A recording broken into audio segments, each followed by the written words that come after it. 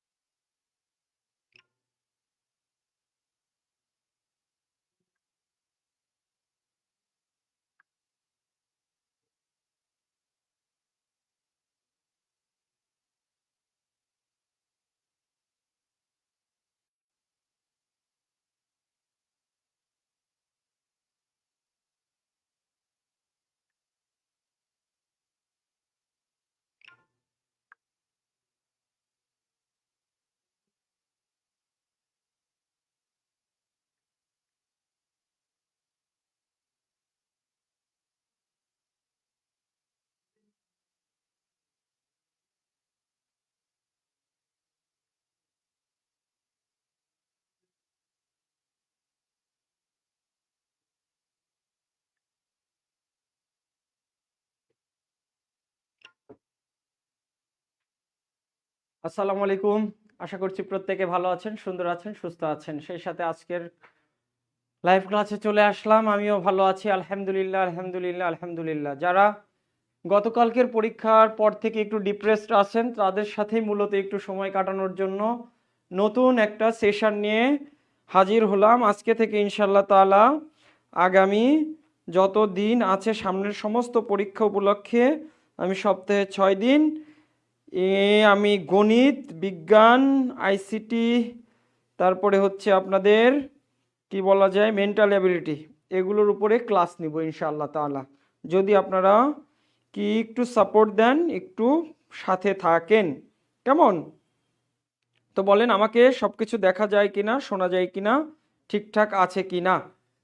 গতকালকের পরীক্ষার পর থেকে আমি জানি আপনারা almost all of you are depressed. This is natural, this is expected. যে গতকালকে বাংলাদেশে আপনাদের পরীক্ষা নিয়ে যে হুলস্থুল ব্যাপারগুলো হয়েছে, সেগুলোর একমাত্র সমাধান জনসম্মুখে এর সাথে জড়িত সবাইকে ফাঁসি দেওয়া। শুধুমাত্র সিস্টেমের দোষ দিলেই হবে না। দেখেন, আমি আপনি যারা পরীক্ষার্থী তারাই কিন্তু বেশি পরিমাণে এই অসৎ উপায় অবলম্বন করার জন্য এহেন কোনো চেষ্টা নাই যে করেনি। সুতরাং সবারই এখানে দায়ভার আছে। এই জন্য আমরা যেহেতু পরীক্ষা দিব সামনে, আমাদের আরো অনেক পরীক্ষা আছে, সুতরাং আমাদের ভেঙে পড়া যাবে না। ইনশাআল্লাহ তাআলা এর মাধ্যমেই আল্লাহ তাআলা জানেন না, আপনি জানেন না যে আপনার কোথায় বারাকা আছে, কোথায় আপনার জন্য রিজিক আছে। সো ডিপ্রেস না হয়ে সামনের যে এক্সামগুলো আছে সেগুলোর জন্য ভাই আমার আমরা একটু পড়াশোনা করব। সেই উপলক্ষে ফরিদুল ওয়ালাইকুম আসসালাম, হ্যাঁ শিপ্রা ইলিনা, সঞ্জিদা পুতুল ওয়ালাইকুম আসসালাম।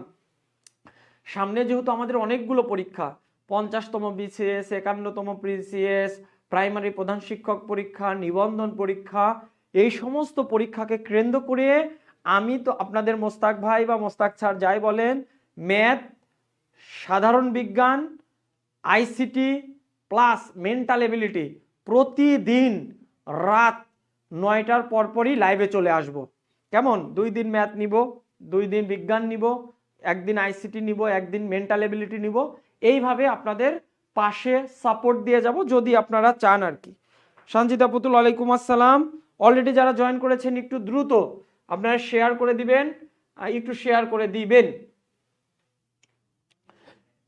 একটু শেয়ার করে দিবেন, একটু দ্রুত শেয়ার করে দিবেন সবাই। আমরা আজকে এখান থেকে শুরু করব আর কি। গতদিন এখান থেকে শুরু করেছিলাম, আজকে এখান থেকে আবারও শুরু করব ইনশাআল্লাহ। দেখি কে কার কোথায় থেকে জয়েন করেছেন একটু বলে দেন, আর দ্রুত কি করে দেন, দ্রুত আপনারা লাইভটা শেয়ার করে দেন। আমি একটু অপশন দিচ্ছি, দুধকে ছানায় পরিণত করা, দুধকে ছানায় পরিণত করা, দুধকে ছানায় পরিণত করা। খ নাম্বার লোহায় মরিচা পড়া, লোহায় মরিচা পড়া, লোহায় মরিচা পড়া। গ নাম্বার অক্সিজেনের উপস্থিতিতে মোমের দহন। গ নাম্বার চাল সিদ্ধ করে ভাত বা চাল সিদ্ধের পরে ভাত, চাল সিদ্ধ করার পরে চাল সিদ্ধ থেকে যে ভাত পাই, এই প্রক্রিয়াগুলো। তাইলে আমরা যদি বলি অল, বলেন একটু দেখি কার কি মনে হয় কোনটা option, which option is correct, কোনটি রাসায়নিক পরিবর্তন। সবাই একটু আনসার করেন। সঞ্জিতা পুতুল, হ্যাঁ থ্যাংক ইউ স্যার, মাগুরা থেকে। ওকে, আমরা একটু ক্লাসটা শেয়ার করে দেব নিচ থেকেই, এটা যেন বারবার না বলি আমি, হ্যাঁ একটু শেয়ার করে দিব। আমার এই ক্লাসগুলো আজকে থেকে শুরু করে নিয়ে আগামী পরীক্ষাগুলোর জন্য আরেকবার বলে নেই, 50তম বিসিএস, 51তম বিসিএস, নিবন্ধন, প্রাইমারি প্রধান শিক্ষক, এই পরীক্ষাগুলোকে সামনে রেখে আমি আপনাদের মোস্তাক স্যার, মোস্তাক ভাই যাই বলেন না কেন, ম্যাথ, মেন্টাল এবিলিটি, আইসিটি এবং বিজ্ঞান ক্রমান্বয়ে প্রতিদিন রাত 9টার পরপর লাইভে চলে আসব। কেমন? কোনো ঘোষণা ছাড়া। আমি দেখতে চাই কারা আমার ক্লাসগুলো করতে চান। হালিমা শিমু ওয়ালাইকুম আসসালাম, একটু শেয়ার করে দিব, হ্যাঁ একটু শেয়ার করে দিব শিমু, একটু শেয়ার করে দিব সবাই।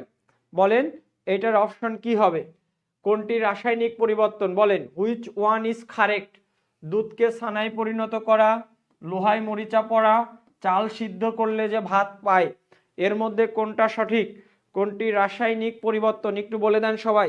দুধকে ছানায় পরিণত করা, লোহায় মরিচা পড়া, চাল সিদ্ধ থেকে ভাত পায়, বলেন কোনটা সঠিক হবে সবাই।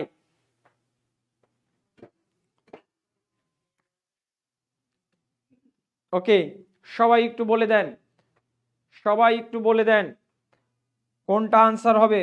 Which one is a chemical change, কোনটা রাসায়নিক পরিবর্তন একটু বলে দেন, একটু বলে দেন কোনটা রাসায়নিক পরিবর্তন, দেখতে চাই। আনসার করেন সবাই, যারা প্রেজেন্ট আছেন দ্রুত আনসার করেন, হ্যাঁ সবাই। শিপ্রা খাতুন বলেন, আনসার বলেন। হালিমা সুমু আছে আমাদের সাথে, সঞ্জিদা পুতুল আছে, ফরিদুল ভাই আছেন, বলেন আনসার বলেন।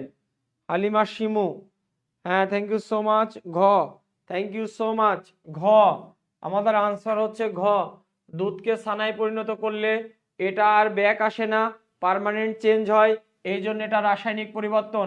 আমাদের জানতে হবে পরিবর্তন সাধারণত 2 রকম হয়, একটা রাসায়নিক আর একটা হচ্ছে ভৌত, একটা রাসায়নিক আর একটা হচ্ছে ভৌত, একটা রাসায়নিক আর একটা হচ্ছে ভৌত। রাসায়নিক পরিবর্তনটাকে আমরা বলি কেমিক্যাল চেঞ্জ, আর ভৌত পরিবর্তনটাকে আমরা বলি ফিজিক্যাল চেঞ্জ। শুধু অ্যাপিয়ারেন্স চেঞ্জ হয় কিন্তু অ্যাকচুয়ালি স্ট্রাকচারাল কোনো চেঞ্জ হয় না। But in case of chemical change, appearance চেঞ্জের সাথে সাথে কেমিক্যাল স্ট্রাকচার বা অন্যান্য স্ট্রাকচারাল যে মেকানিজম আছে সেটাও চেঞ্জ হয়। চলে যাবেন।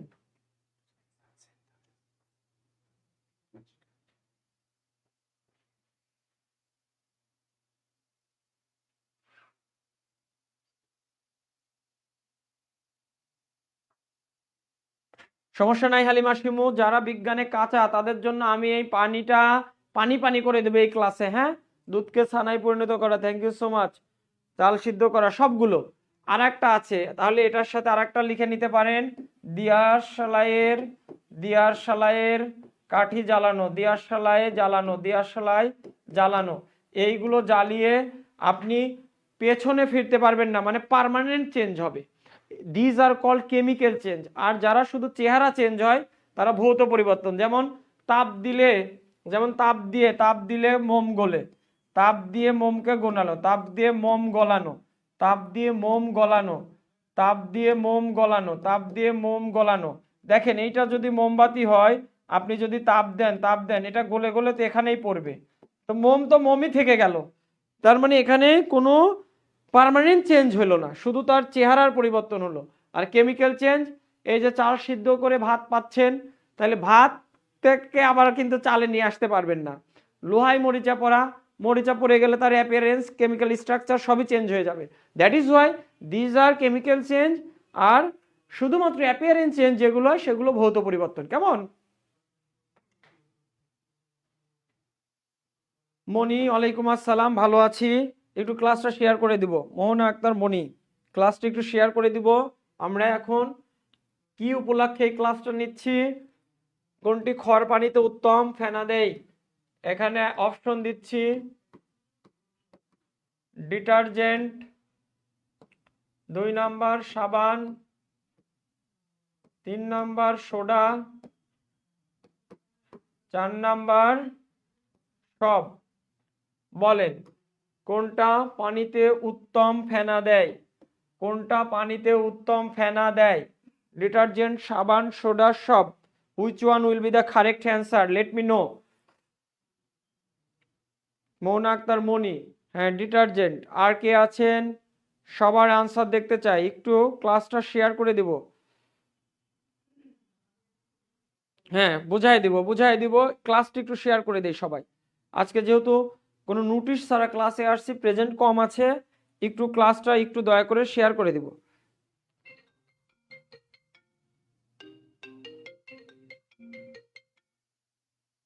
তাহলে এইটা হবে, উত্তর হবে আমাদের হচ্ছে ডিটারজেন্ট। আমরা বলতে চাই একটু দেখেন, আমাদের পরিষ্কারক আছে 2 রকমের। পরিষ্কারক নর্মালি আমরা ব্যবহার করি, একদিকে যদি সাবান বলি আর একদিকে বলবো অবশ্যই ডিটারজেন্ট। পরিষ্কারক আছে আমাদের 2 রকম, সাবান আর ডিটারজেন্ট। কি হয়, সাবান কেন ফেনা তৈরি করতে পারতেছে না? সাবান কি কাজ করে? সাবান খড় পানিতে, এই যে খড় পানিতে থাকে হচ্ছে আপনার ক্যালসিয়াম, ম্যাগনেসিয়াম জাতীয় ক্ষার জাতীয় পদার্থ বা ক্ষার ধাতু। এই সাবানের সাথে এই ক্ষার ধাতু সমূহ বিক্রিয়া করে অদ্রবণীয় স্তর তৈরি করে। অদ্রবণীয় স্তর তৈরি করার দরুন সে আর পরিষ্কার করতে পারে না, যেহেতু অদ্রবণীয়, insoluble. What is insoluble in water? যে পানিতেই অদ্রবণীয়, সে আবার পরিষ্কার করবে কিভাবে? হোয়ারএজ ডিটারজেন্টের ক্ষেত্রে কি হয়, ডিটারজেন্টের সাথে খড় পানিতে যে ক্যালসিয়াম আছে অথবা ম্যাগনেসিয়াম আছে, তারা বিক্রিয়া করে দ্রবণীয় স্তর দেয়, সলিবল স্তর ক্রিয়েট করে। এই সলিবল স্তর যেহেতু এরা পানিতে দ্রবীভূত হতে পারে, সুতরাং ফেনা দিতে পারে, সুতরাং ভালো পরিষ্কার করতে পারে। That is Y detergent is much more perfect in. এই খড় পানি মানে কি? অ্যালকালাইন ওয়াটার মানে ক্ষারকীয় পানি। কেন বলা হয়? পানির মধ্যে ক্যালসিয়াম, ম্যাগনেসিয়াম তথা ক্ষার ধাতু থাকে। ক্ষার ধাতু থাকলে এই সাবানের সাথে বিক্রিয়া করে অদ্রবণীয় স্তর তৈরি করে। অদ্রবণীয় হয়ে গেলে সেটা কি আর গলতে পারবে? সেটা কি আর পরিষ্কার করতে পারবে? না না না, পারবে না। হোয়ারএজ ডিটারজেন্ট যখন খড়পানিতে দেওয়া হয় তখন খড়পানিতে যে ক্যালসিয়াম ম্যাগনেসিয়াম আছে তারা ডিটারজেন্টের সাথে বিক্রিয়া করে দ্রবণীয় স্তর তৈরি করে দেয়, মিসিবল তথা সলিবল স্তর তৈরি করে। দ্যাট ইজ ওয়াই খড়পানিতে উত্তম পরিষ্কারক হচ্ছে ডিটারজেন্ট। বুঝতে পেরেছি সবাই? Halima Shimo, thank you so much.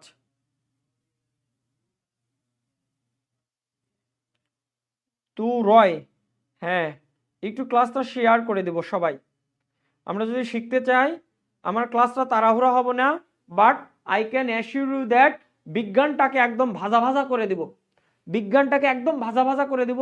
আপনার যদি বিজ্ঞান নিয়ে একটু চিন্তা হয়, কঠিন লাগে, লেট মি নো, আমাকে জানান, আমি সুন্দর করে প্রত্যেকটা প্রশ্ন অ্যানালাইসিস করে ব্যাখ্যা করে দিব যাতে আপনি বুঝতে পারেন। Tamim Baten, Tahmin Baten, thank you so much brother for watching me. Tamim Baten, thank you so much. Shahadat হচ্ছেন, thank you so much. Shahadat আমার academic student, he is doing well, একটা ভার্সিটিতে আছে এখন, thank you so much. Talha, একটু ক্লাসটা শেয়ার করে দিব, যারা এইমাত্র জয়েন করলাম তারা একটু ক্লাসটা শেয়ার করে দিব। আয়েশা জাকারিয়া, তালহা একটু শেয়ার করে দিব, শাহাদত একটু শেয়ার করে দিব, বন্ধুদের মেনশন করে দিব, তামিম তাহমিন বাতেন একটু বন্ধুদের মেনশন করে দেব, গ্রুপগুলোতে শেয়ার করে দেব, কেমন? ওকে, থ্যাংক ইউ সো মাচ। তারপরে হচ্ছে সিস্টোলিক চাপ বলতে বোঝায় ক নাম্বার লিখলাম রক্তচাপ, খ নাম্বার পরীক্ষার চাপ, পরীক্ষার চাপ, গ নাম্বার ধমনীর চাপ, আর ঘ নাম্বার প্রেমের চাপ। বলেন সিস্টোলিক রক্তচাপ বলতে কি বোঝায়? সিস্টোলিক রক্তচাপ বলতে কি বোঝায়? একটু দ্রুত বলেন, সিস্টোলিক রক্তচাপ বলতে কি বুঝেন আপনি? সিস্টোলিক রক্তচাপ বলতে আপনি কি বুঝেন? একটু দ্রুত বলেন, সিস্টোলিক রক্তচাপ বলতে আপনি কি বুঝেন?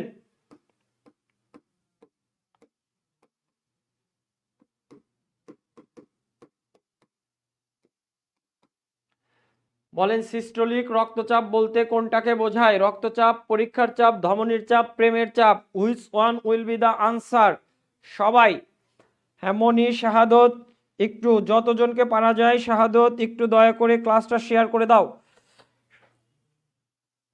হ্যাঁ সব হবে। মির্জা আবির বলেছে আমাদের নিবন্ধন কোর্সে কি হবে? নিবন্ধন কোর্সে বাংলা, ইংরেজি, ম্যাথ, সাধারণ জ্ঞান, 4টা সাবজেক্টই হবে। নর্মাল যে 100 মার্কের পরীক্ষা হবে কমন, তার জন্য মাত্র 310 টাকায় আমরা বাংলা, ইংলিশ, ম্যাথ, সাধারণ জ্ঞান। যারা এখনো জয়েন করেন নাই, এনরোল করেন নাই, দ্রুত এনরোল করে ফেলেন। রক্তচাপ বলতে কাকে বোঝায় একটু তাড়াতাড়ি বলবেন।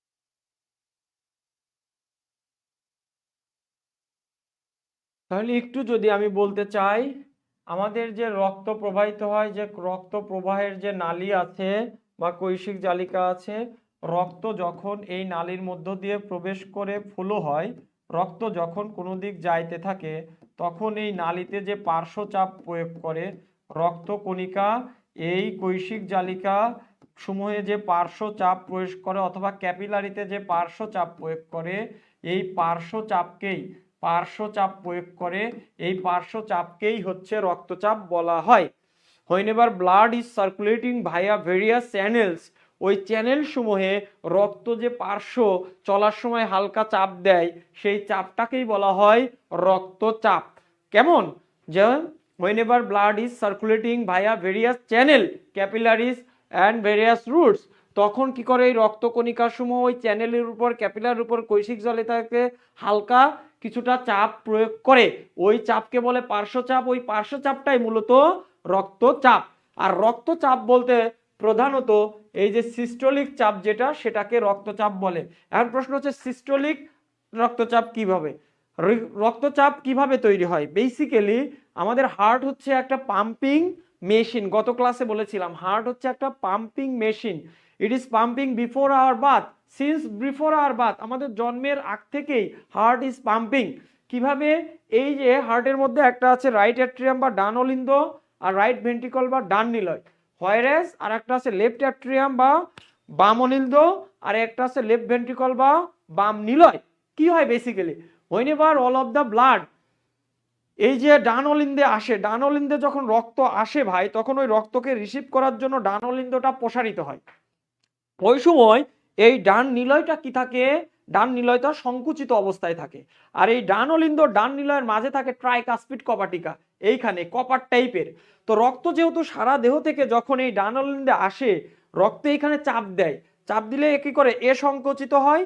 এই চাপে রক্ত যখন নিচের দিকে আসে, এই চাপে এই মাঝে যে ট্রাইকাসপিড কপাটিকা আছে সেটা ওপেন হয়, তখন এই ডান নিলয় রক্তটা রিসিভ করে, ডান নিলয় রক্তটা রিসিভ করে। অ্যাকচুয়ালি এই যে এইভাবে বাই সিস্টোলিক অ্যান্ড ডায়াস্টোলিক মেলান। সিস্টোলিক মানে চাপ বা সংকুচিত হওয়া, ডায়াস্টল মানে প্রসারণ হওয়া। তাইলে এইরকম সিস্টোল এবং ডায়াস্টোলিক ফেজের মাধ্যমে, সিস্টোলিক এবং ডায়াস্টোলিক ফেজের মাধ্যমে রক্ত পরিবাহিত হয়। বোঝাতে পেরেছি? বলেন, বোঝাতে পেরেছি?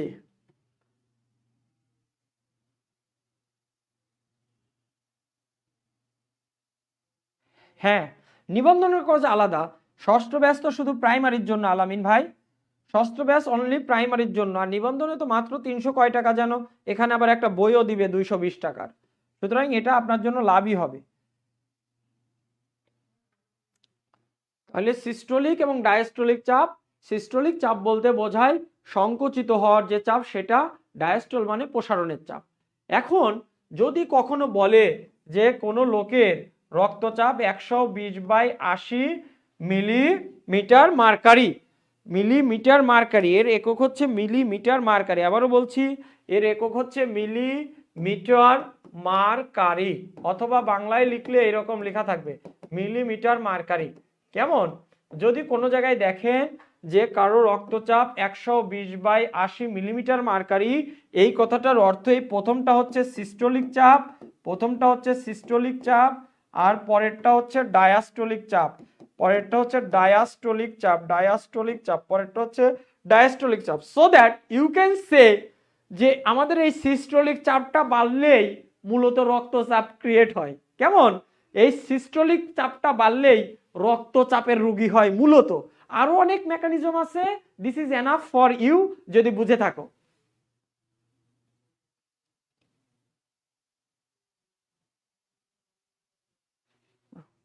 বোঝা গেল?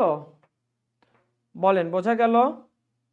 সবাই বুঝতে পেরেছি? একটু কমেন্ট করে দেন বুঝতে পেরেছি, একটু কমেন্ট করে দেন তো বুঝতে পেরেছি কিনা। 1 number cholera, 2 number typhoid, 3 number আমাশয়, 4 number diarrhoea, 5 number জিয়ারডিয়াসিস,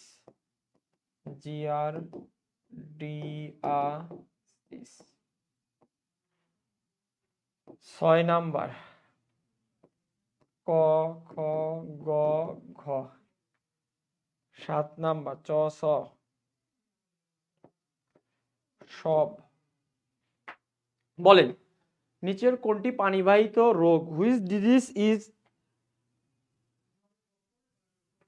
created by বা ভাইয়া ওয়াটার? বলেন ওস্তাদজি। মোহাম্মদ আলী একটু বেশি করে একটু শেয়ার দিয়ে দেন, আজকে ঘোষণা ছাড়াই ক্লাসে ঢুকছি, প্রেজেন্ট একটু কম আছে। মোহাম্মদ আলী আপনি বন্ধুদের মেনশন করেন, বিভিন্ন গ্রুপে একটু শেয়ার দিয়ে দেন। হ্যাঁ একটু। এই ক্লাসটা কাদের জন্য আমি আবারও বলি, এই ক্লাসটা কাদের জন্য? সামনে যে 50তম বিসিএস আছে, 51তম বিসিএস আছে, প্রাইমারি প্রধান শিক্ষক আছে, তাদের জন্য। ইভেন্ট নিবন্ধনেও 2-1 মার্কসের বিজ্ঞান আসে। হ্যাঁ, তার মানে আপকামিং সকল এক্সামের জন্যই বিজ্ঞান থেকে 2-4 মার্কের কোশ্চেন হয় তাদের জন্য। জীবনে তো একটাই পরীক্ষা না নিবন্ধন, all of the question, all of the examinations, সব এক্সামিনেশনেই 2-4 মার্কস আসে। সেই উপলক্ষেই আমার বিজ্ঞান ক্লাস চলবে সপ্তাহে 2 দিন, ম্যাথ চলবে 2 দিন, বাকি 2 দিন আইসিটি এবং মেন্টাল এবিলিটি নিব। কেমন?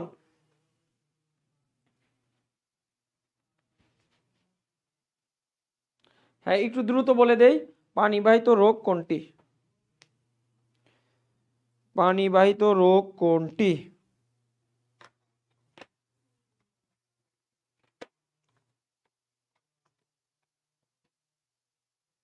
সবাই যারা ক্লাসে আছে একটু দ্রুত বলে দেই, পানিবাহিত রোগ কোনটি? সব, হালিমা শিমু লেখছে সব, আয়েশা তালহা লেখছে চ, হ্যাঁ চ, চ, হ্যাঁ স। দেখি কে পারে, কে পারে, দেখি কে পারে। একটু বলে দেই, নার্সিং অ্যাডমিশনও কভার হবে স্যার। হবে হবে, শাহাদত হবে, হবে নার্সিং অ্যাডমিশন কভার হবে। আপনি কি নার্সিং অ্যাডমিশন দিবেন নাকি? বলেন কোনটা হবে? তাইলে এখানে আনসার হবে সবগুলো, সবগুলো পানিবাহিত রোগ। এই কলেরা পানিবাহিত রোগ, টাইফয়েড পানিবাহিত আমাশয়, ডায়রিয়া, জিয়ারডিয়াসিস। আই গেস এইটা আপনারা জানেন না, এই জিয়ারডিয়াসিসও পানিবাহিত রোগ। জিয়ারডিয়াসিসও পানিবাহিত রোগ, এইটা নতুন বইগুলোতে ইনক্লুড করতেছে। এটা নিয়ে আমি একদিন ব্যাখ্যা দিব। জিয়ারডিয়াসিস পানিবাহিত রোগ, জিয়ারডিয়াসিস পানিবাহিত সব। সানজিদা পুতুল সব, ইয়েস। সবাই একটু ক্লাসটা এখন অনেকেই শেয়ার দেননি, একটু শেয়ার দিয়ে দেন তো। ক নাম্বার পাখি পালন, খ নাম্বার গরু পালন, গ নাম্বার গাধা পালন, ঘ নাম্বার মৎস্য চাষ। একটু বলেন তো এভিকালচার বলতে কি বোঝায়? এভিকালচার বলতে কি বোঝায় বলেন সবাই, একটু বলেন এভিকালচার বলতে কি বোঝায়। Bijli Bhuiyan, thank you so much for watching me. একটু ক্লাসটা শেয়ার করে দিব। Sanjita Putul thank you. পাখি পালন, তারপরে আর কি আছে দেখতে চাই, শুনতে চাই। পাখি পালন, গরু পালন, গাধা পালন, মৎস্য চাষ। বলেন মোহনা আক্তার মনি, থ্যাংক ইউ সো মাচ। হ্যাঁ,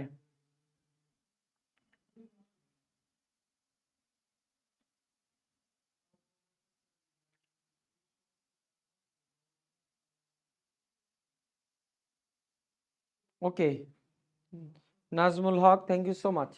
তাহলে এভিকালচার মানে পাখি পালন, এপিকালচার মানে, এপিকালচার মানে কি বলেন?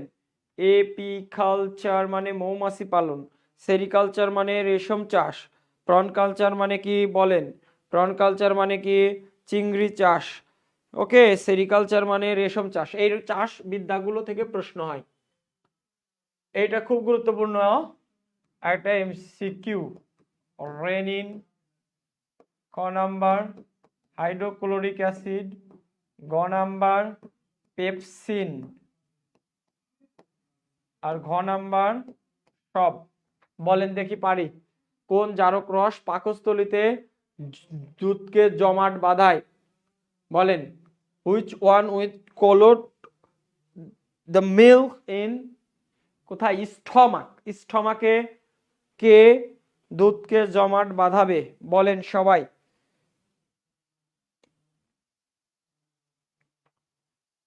বলেন 26 নাম্বার কি হবে? কোন জারক রস পাকস্থলীতে দুধকে জমাট বাঁধায়? বলেন একটু সবাই। হ্যাঁ Rimon, thank you so much. Rimon, thank you so much. Rimon সঠিক উত্তর দিয়েছেন, থ্যাংক ইউ সো মাচ। হ্যাঁ বলেন এই প্রশ্নটার উত্তর কি হওয়া উচিত? রেনিন। Excellent Rimon, excellent. সবাই বলেন কোন জারক রস পাকস্থলীতে দুধকে জমাট বাঁধায়? This is rennin. রেনিন নামক যে হরমোনটা আছে বা জারক রসটা আছে সেটাই পাকস্থলীতে দুধকে জমাট বাঁধায়। পরের প্রশ্ন, প্রাকৃতিক উৎস যে প্রাপ্ত সবচেয়ে মৃদু প্রাণী কোনটি?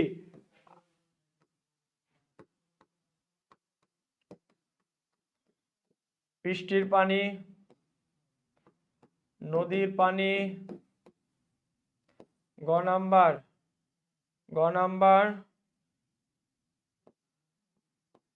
টিউবওয়েলের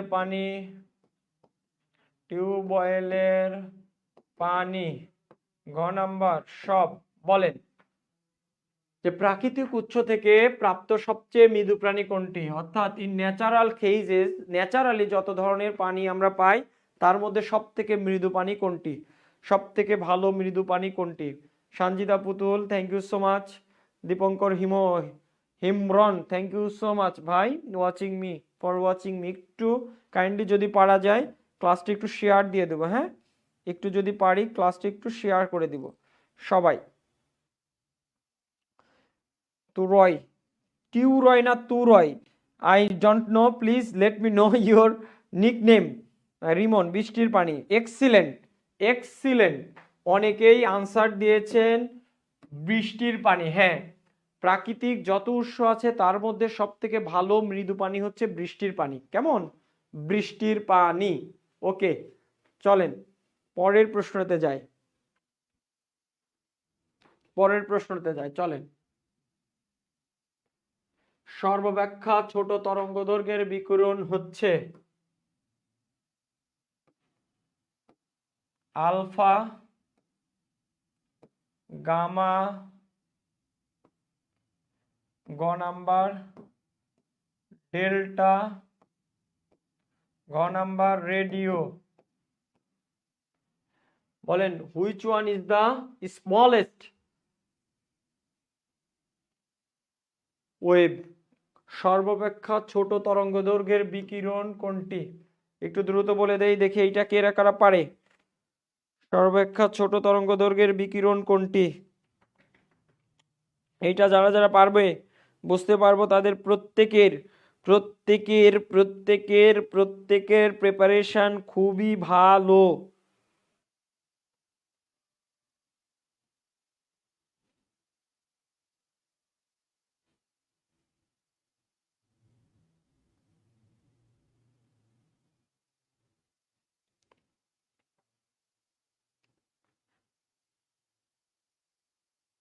এখান থেকে অনেকগুলো প্রশ্ন শিখবো আমরা, খুব ইম্পর্টেন্ট, দেখতে চাই। রিমন বলে দেন সর্বাপেক্ষা ছোট তরঙ্গদৈর্ঘ্যের বিকিরণ কোনটি? অনেকেই উত্তর দিয়েছে দেখছি। Hasib Amla, Rizia Dola, thank you so much Rizia for giving the correct answer. Please share the class, যদি পারা যায় একটু ক্লাসটা শেয়ার করে দিবেন রিজিয়া। হ্যাঁ, গামা স্যার আমি তো পারি না। হালিমা শিমু, পারবেন, এখন এমন একটা ক্যাপসুল দিয়ে দিব আজীবন পারবেন। স্যার আমি তো পারি না, পারবেন, এমন একটা ক্যাপসুল দিয়ে দিব এখান থেকে প্রশ্ন হয়, সব প্রশ্নগুলো পারবেন।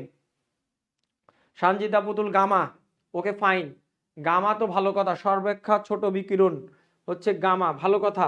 গামা আমি উত্তর নিলাম গামা, কিন্তু প্রশ্ন হচ্ছে আমাকে যদি অন্যভাবে দিত তাহলে তো আমার একটু প্রবলেম হইতো। অন্যভাবে একটু দেখাইতেছে, চলেন। মনে রাখার একটা টেকনিক আছে, মনে রাখার টেকনিক কি একটা লিখে দিচ্ছি, লেখেন। মহাজগতের গামা মহাজগতের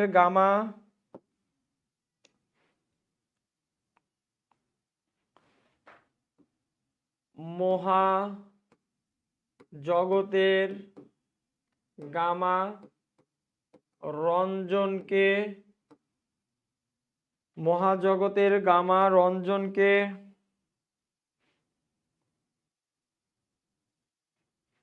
রঞ্জনকে অতি বেগুনি ও দৃশ্যমান আলোতে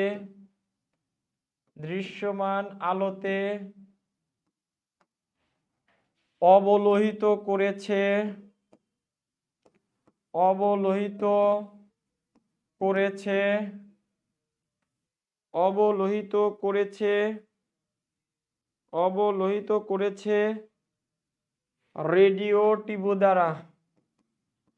রেডিও টিভি দ্বারা।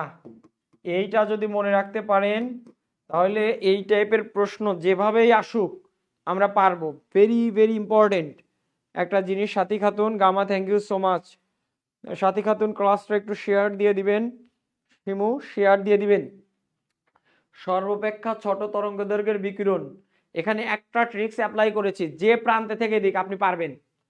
মহাজগতের গামা। রাকিব এত পরে বড় বড় ছাত্রদের ক্লাস দেখছেন দেখলাম, আসেন। সর্বাপেক্ষা ছোট তরঙ্গদৈর্ঘ্যের বিকিরণ কোনটি? এটার আনসার গামা, ঠিক আছে, কিন্তু আমাকে যদি ভিন্ন ভিন্নটার মধ্যে দিয়ে দেয়, দুইটা চারটার মধ্যে কমন না দিয়ে দেয়, তখন আমরা এই ট্রিক্সটা অ্যাপ্লাই করব কি?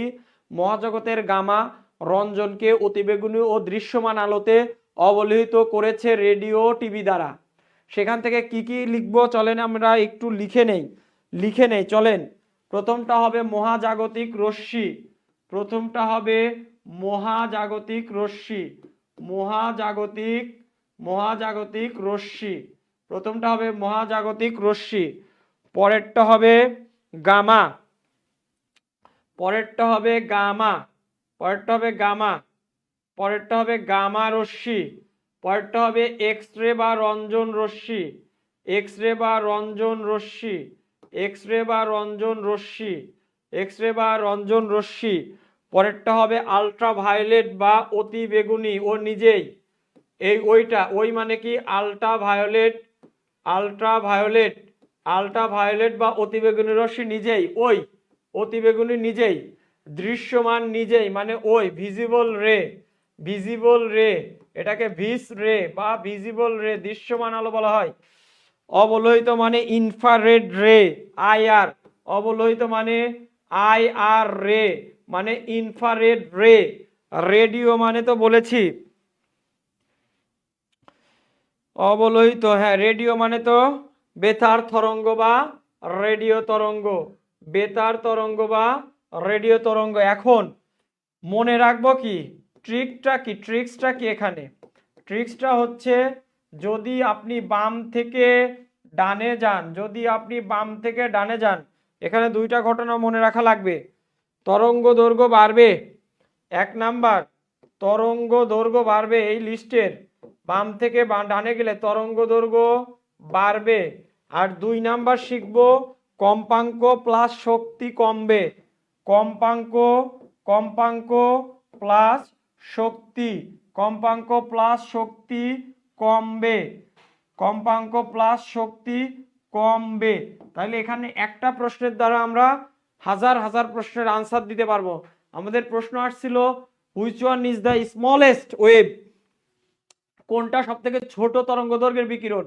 আমরা জানি গামা, গামা এই কয়টার মধ্যে গামা, কিন্তু আমাকে যদি এই চারটার মধ্যে দিত, আমাকে যদি এই চারটার মধ্যে দিত তখন কিন্তু গামা হইতো না। এই জন্য আপনাদের সবগুলো দিয়েই একটা ট্রিক্স লিখে দিলাম। মহাজগতের গামা রঞ্জনকে অতিবেগুনি ও দৃশ্যমান আলোতে অবলোহিত করেছে রেডিও টিভি দ্বারা। যেখানে মহাজাগতিক রশ্মি, গামা রশ্মি রঞ্জনতে, এক্স রে রশ্মি বা রঞ্জন রশ্মি, অতিবেগুনি মানে নিজেই আলট্রাভায়োলেট রে, দৃশ্যমান মানে ভিজিবল রে, অবলোহিত মানে ইনফ্রারেড রে, আর রেডিও মানে তো বেতার তরঙ্গ। এটার থেকে ট্রিক্সটা কি? এই লাইনের বাম থেকে ডানে গেলে কি বাড়বে? তরঙ্গ দৈর্ঘ্য বাড়বে। তাহলে সব থেকে বড় তরঙ্গ দৈর্ঘ্য কে হবে? বেতার তরঙ্গ দৈর্ঘ্য। তারপরে কে হবে? আইআর, তারপরে কে হবে? ভিজিবল। এইরকম আপনাকে দুইটার মধ্যে তিনটার মধ্যে যেভাবেই ভাগ করে দিক আপনি কিন্তু পারবেন।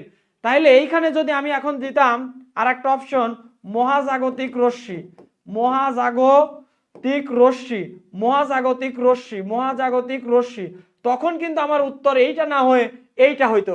কারণ আমাকে বলতেছে এই লাইনের বাম থেকে ডানে গেলে তরঙ্গ দৈর্ঘ্য মানে বাড়ে, বাম থেকে ডানে গেলে তরঙ্গ দৈর্ঘ্য বাড়ে, দ্যাট মিন সব থেকে কম হচ্ছে মহাজাগতিক রশ্মির তরঙ্গ দৈর্ঘ্য। এই কয়টার মধ্যে যদি দিত তাহলে আপনার হয়তো গামা, কিন্তু এটার সাথে মহাজাগতিক অ্যাড করে দিলে তখন কিন্তু মহাজাগতিক রশ্মি হবে। কারণ বাম থেকে ডানে গেলে এই ছন্দের কি বাড়বে? তরঙ্গ দৈর্ঘ্য বাড়বে। তার মানে এইটা সব থেকে কম, তারপরে কম এইটা, তারপরে বড়, তারপরে বড়, তারপরে বড়, তারপরে বড়, তারপরে বড়। তাহলে সব থেকে বড় যদি আসতো হতো বেতার তরঙ্গ দৈর্ঘ্য। সেকেন্ড লার্জেস্ট যদি বলতো আইআর রে বা ইনফ্রারেড রে। এইভাবে কিন্তু আনসার করতে হইতো। বুঝেছি কিনা বলেন? অতিবেগুনি রশ্মির নিচে ইউভি, মানে এটার ইউভি অতিবেগুনির ইংরেজি হচ্ছে আল্ট্রাভায়োলেট। আল্ট্রাভায়োলেট এটাকে ইউভি রে বলে, ইউভি। আল্ট্রাভায়োলেটকে ইউভি রে বলে, আল্ট্রাভায়োলেটকে ইউভি রে বলে। তাহলে আপনাকে যদি এইটুকুর মধ্যে দিত, এই চারটার মধ্যে দিত, তখন কিন্তু ছোট হতো এক্স রে। এই জন্য যারা মুখস্থ যারা করে শুধু তারা এইটা অ্যান্সার দেয়, কিন্তু যদি আপনাকে খেয়াল রাখতে হবে কার কার মধ্যে বলেছে। এইখানে কিন্তু অনেকগুলো আছে তরঙ্গ, সবগুলোকে একটা লাইনে মুখস্থ করতে হবে। মুখস্থ করলে কি হবে? মহাজগতের গামা রঞ্জনকে অবলোহিত করেছে, মহাজগতের গামা রঞ্জনকে অতিবেগুনি এবং দৃশ্যমান আলোতে অবলোহিত করেছে রেডিও টিভি দ্বারা। তাহলে মহাজগৎ থেকে মহাজাগতিক রশ্মি, গামা থেকে গামা রশ্মি, রঞ্জন থেকে এক্স রে বা রঞ্জন রশ্মি, অতিবেগুনি বা আল্ট্রাভায়োলেট রে, দেন ভিজিবল বা দৃশ্যমান রে, দেন ইনফ্রারেড রে বা অবলোহিত রশ্মি, রেডিও থেকে বেতার তরঙ্গ। তাহলে বাম থেকে ডানে গেলে বাড়ে, সব থেকে বড় হচ্ছে বেতার। তাইলে ডান থেকে বামে গেলে কি হবে? কমে, সব থেকে কম মহাজাগতিক রশ্মি। এই চারটার মধ্যে যখন হিসাব ছিল তখন ছিল গামা অ্যান্সার। যদি এই লিস্টে আমাকে 5টা দিত মহাজাগতিক রশ্মি, তাহলে কিন্তু সব থেকে ছোট হতো মহাজাগতিক রশ্মি। বুঝেছি কিনা একটু বলি? বুঝেছি সবাই? একটু বলি, বুঝেছি? একটু বলে দেই। রাকিব একটু শেয়ার করে দাও ক্লাসটা। আজকে ঘোষণা ছাড়া ক্লাসে আসছি, প্রেজেন্স এমনিতেই কম। হ্যাঁ শাহাদত, রাকিব একটু শেয়ার করে দাও যাতে পরে সবাই দেখতে পারে। হ্যাঁ একটু ভালোবাসা দিয়ে বলে দেন বুঝছি কিনা সবাই। Excellent. Mohammad Ali, thank you so much for watching me. হ্যাঁ একটু বলে দেই বুঝেছি কিনা। বুঝেছি সবাই? পারবো কি? যদি মিক্স আপ করে দেয় পারবো? একটু বলে দেন তো বুঝছি কিনা। মোহাম্মদ আলী, বুঝছি। হ্যাঁ, মহাজগতের গামা রঞ্জনকে অতিবেগুনি এবং দৃশ্যমান আলোতে কি করেছে? অবলোহিত করেছে রেডিও টিভি দ্বারা। এইভাবে মনে রাখতে পারবো। তাহলে আজকে আর বাড়াচ্ছি না ক্লাস, এটুকুই। তবে একটা ঘোষণা দিয়ে দেই আপনাদের। ঘোষণাটা হচ্ছে আপকামিং ঘোষণাটা হচ্ছে আপকামিং 50তম, 51তম অথবা প্রাইমারি প্রধান শিক্ষক, প্রাইমারি প্রধান শিক্ষক, প্রাইমারি প্রধান শিক্ষক এবং নিবন্ধন, এই পরীক্ষাগুলোকে কেন্দ্র করে প্রতিদিন রাত 9টা, প্রতিদিন রাত 9টায় আমি লাইভে আসবো, লাইভ ক্লাস নিব। 2 দিন ম্যাথ নিব, 2 দিন বিজ্ঞান নিব, আইসিটি নিব, মেন্টাল এবিলিটি নিব। সুতরাং যারা আপনারা আমার ক্লাস চান একটু প্রতিদিন রাত 9টায় এই পেজে একটু খেয়াল করবেন, কেমন? এই পেজে একটু ফলো দিয়ে রাখবেন, একটু দয়া করে মনে রাখবেন প্রতিদিন রাত 9টায় ইনশাআল্লাহ তাআলা। Thank you Rakib. তাহলে আমাদের এখন টার্গেট, আমার টার্গেট কি? আপকামিং 50, 51 বিসিএস তো থাকলোই, পাশাপাশি প্রাইমারি প্রধান শিক্ষক, নিবন্ধন, এই 4টা পরীক্ষা কেন্দ্রিক আমি একটানা লাইভ নিতে থাকবো। যদি তোমরা চাও ম্যাথ নিব, মেন্টাল এবিলিটি নিব, বিজ্ঞান নিব, আইসিটিও নিব।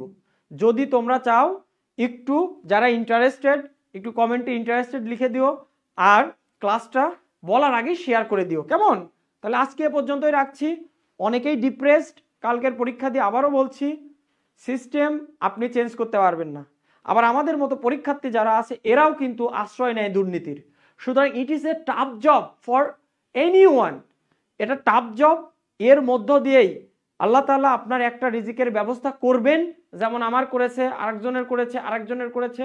শুধুমাত্র আপনাকে একটু ধৈর্য ধারণ করতে হবে, লেগে থাকতে হবে, আর মন থেকে বিষ বাষ্প সরিয়ে দিতে হবে। কাদের জন্য? যারা এই প্রসেসের মধ্য দিয়ে হাঁটছে তাদের জন্য বিষ বাষ্প সেরে দিতে হবে। তাদের জন্য কোনো প্যাথেটিজম নাই, কোনো কিছু নাই, একদম তাদের জন্য বরদোয়া ছাড়া আর কিছু নাই আমাদের পক্ষ থেকে। আর রাষ্ট্র ব্যবস্থাকে বলবো সবকিছু যদি করতে পারেন এটাও এনশিওর করতে হবে, অবশ্যই অবশ্যই এনশিওর করতে হবে, বেকারদের সাথে নাটক করা চলবে না। তো তোমাদের জন্য সহমর্মিতা, বাট স্টে টিউনড, স্টে কি বলা যায়, কিপ ট্রাইং, চেষ্টা চালাতে থাকেন, লেগে থাকেন, ইনশাল্লাহ হবেই হবেই। তো আগামীকালকে আবার দেখা হবে ইনশাল্লাহ। সবাই ভালো থাকুন, সুস্থ থাকুন, আসসালামু আলাইকুম।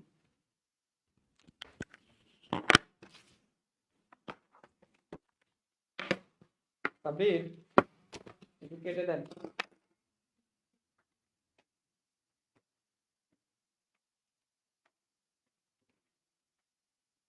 ওঠেন ওঠেন, আগে কাটেন কাটেন।